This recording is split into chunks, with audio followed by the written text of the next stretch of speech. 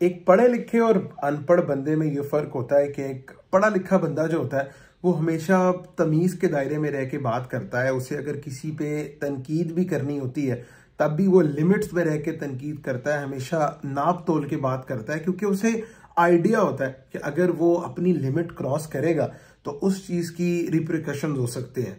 इसके बरक्स एक अनपढ़ बंदा जो है वो बिल्कुल बेलाग होकर तनकीद करता है किसी पे, उसको नहीं आइडिया होता कि वो क्या बात कर रहा है, उसकी बात के असरात क्या हो सकते हैं। और इसी किस्म की कोई बात हमें देखने को मिली है कल पाकिस्तान के एक्स क्रिकेटर अब्दुल रज़ाक की तरफ से, जो कराची में एक इवेंट में बात कर रहे थे और उनसे पाकिस्तानी टीम की परफॉर्मेंस और ख़ास तौर पे बाबर आजम की कैप्टनसी से रिलेटेड पूछा गया।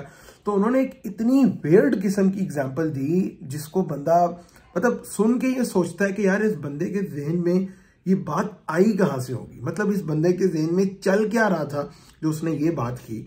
कि सवाल किया गया उनसे कि जी परफॉर्मेंस अच्छी नहीं थी, कप्तान कंसेक्यूटिव चांसेस के बावजूद नहीं परफॉर्म कर पा रहे, तो आप क्या वजह देखते हैं। मतलब आप इस पे एग्जाम्पल देखें, एग्जाम्पल से पहले आप इसका जवाब देखें कि उन्होंने कहा। और यहाँ बड़ी बातें भी चल रही हैं पाकिस्तान टीम की और प्लेयरों की, इनका क्या है सारा कुछ। तो बात यह है कि हमारी नीयत है ही नहीं कि हम किसी चीज़ को पॉलिश किया जाए, प्लेयरों को डेवलप किया जाए। अगर आपकी सोच ये है कि मैं ईश्वर ऐसे शादी करूं और वहाँ से बड़ा नेक परहेजगार बच्चा पैदा हो, तो कभी भी नहीं हो सकता। तो आपको पहले नीयत अपनी ठीक करनी पड़ेगी। सबसे पहली तो बात यह है कि आप किसी की नीयत पे इस तरह बात नहीं कर सकते। आप वो कहते हैं कि दिलों का हाल तो अल्लाह जानता है, आप इस पे इस तरह बात नहीं कर सकते कि अब दिलों का हाल आप कैसे जाने कि किसी की नीयत कैसी है। उनकी एक तो ये बात बड़ी वियर्ड थी कि उन्होंने कहा कि जी कप्तान की नीयत नहीं है, टीम की नीयत नहीं है खेलने की। और उसके अलावा उसके बाद जो बिलो द बेल्ट एग्जाम्पल दी गई कि जी ये तो इसी तरह ही है कि आप ऐश्वर्या राय से शादी करें और आप एक नेक बच्चा एक्सपेक्ट करें। मतलब यार इससे घटिया, इससे गिरी हुई, इससे नीच कोई बात नहीं हो सकती। जी आप एक एक्स क्रिकेटर हैं, एक भरी महफिल में आप बैठे हुए हैं, ये आपका कोई आपकी प्राइवेट गैदरिंग नहीं है, भरी महफिल में बैठे हुए हैं, हजारों लोग हैं, कैमरे हैं, आप उनमें बैठ के ऐसी बात कर रहे हैं। मतलब इससे दो तीन चीजें शो होती हैं। एक तो आपकी झालत कि आप कितने अनपढ़ किस्म के जाहिल बंदे हैं, आपको नहीं पता कि कौन सी गैदरिंग में क्या बात करनी है।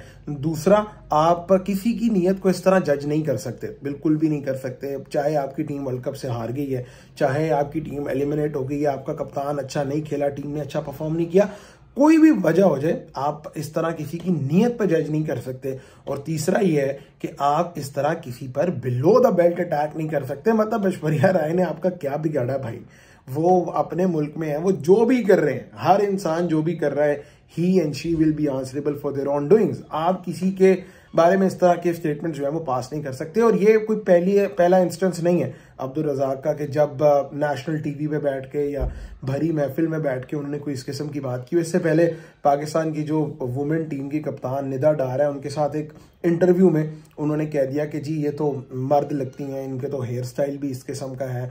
मतलब वो मिसोजिनिस्ट जो अप्रोच है उस किस्म की बातें। फिर एक आध इंटरव्यू में उन्होंने अपनी वाइफ के सामने नेशनल टीवी पे भी इस तरह की बात कर दी कि जी मैं तो एक्ट्रेसेस के पीछे था, मुझे तो ऑल इन ऑल आप मतलब जो है ना, ये एक अच्छे हेल्दी उसमें कॉन्वर्सेशन नहीं करते अब्दुल रज़ाक साहब। और ये उनका खासा रहा है कि अक्सर औकात नेशनल टीवी पे बैठ के इस तरह की बिलो द बेल्ट बात कर देते हैं। और उससे ज्यादा हैरत की बात यह है कि अब्दुल रज़ाक के साथ पाकिस्तान के दो बड़े खिलाड़ी बैठे हुए थे, उमर गुल थे, शाहिद अफरीदी थे, और जिस तरह की हंसी उनकी तरफ से देखने को मिली है वो दैट वाज नॉट ऑन। मतलब आप अगर किसी को कंडेम नहीं कर सकते, उसकी बात पर उसको स्ट्रेट अवे मना नहीं कर सकते, इस आप ये जरूर कर सकते हैं कि आप खामोश हो जाएं, आप हंसे मत, क्योंकि इस किस्म की बातों से, इस किस्म की जो इंप्रेशंस हैं उससे भी बहुत नेगेटिव इम्पैक्ट जाता है। और फिर लोग जो हैं वो पाकिस्तान के क्लेम करते हैं कि दुनिया भर में हमें गालियां क्यों दी जाती हैं, दुनिया भर में हमसे लोग इतनी नफरत क्यों करते हैं, दुनिया भर में हमारे खिलाफ लोग इतनी बातें क्यों करते हैं। तो वो इसी वजह से करते हैं भाई कि आपकी अपनी हरकतें ठीक नहीं है। आपके एक्स क्रिकेटर जो हैं वो टीवी पे बैठ के कोई कहता है कि जी बॉलें बना रहे हैं, कोई कह रहा है जी वर्ल्ड कप स्क्रिप्टेड हो रहा है, कोई कह रहा है कि यार अब कह रहे हैं कि जी वो ऐश्वर्या राय से शादी करके कोई जो है वो नेक बच्चा नहीं पैदा कर सकता। तो यार ये इतनी गिरी हुई बातें नहीं करनी चाहिए। आपको अपने स्टेचर का ख्याल रखना चाहिए। माइंड में अगर आपके दिमाग में गंदगी है उसका तो कुछ भी नहीं किया जा सकता, लेकिन आपको कम से कम अपने स्टेचर का ख्याल रखना चाहिए।